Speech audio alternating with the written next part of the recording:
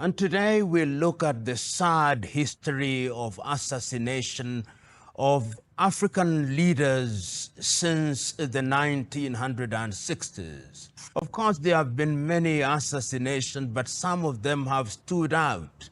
The most memorable, of course, started in 1961 with the assassination of Patrice Lumumba in Katanga. We now know, courtesy of Ludo de Vet and other evidence that is in the public domain, that the Belgians and possibly the Americans were intimately behind the assassination of Patrice Lumumba. Of course, after Lumumba's death, and we will talk a little about why Lumumba was assassinated, we will remember the assassination in 1963 in Lomé, Togo, of Sylvanus Olympio, the first president of that country. After that, there were a series of assassinations. We'll remember the coup in Nigeria in the month of January 1966. We do not have the details as yet, but we saw the death of Abubakar Tafawa Balewa, who was then the first Prime Minister of the Federal Republic of Nigeria. On that night, of course, the death of the Sultan of Sokoto, Sir Ahmadu Bello. And it did not stop there.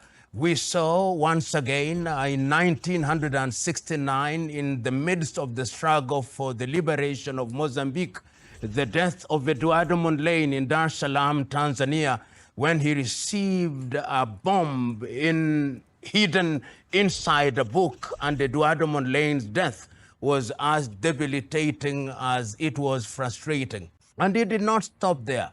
Once again, in Guinea, in Conakry, we saw the death of Amilcar Cabral, who was then in the midst of the struggle to liberate Guinea-Bissau and Cabo Verde from the chains of Portuguese colonization. And it did not stop there.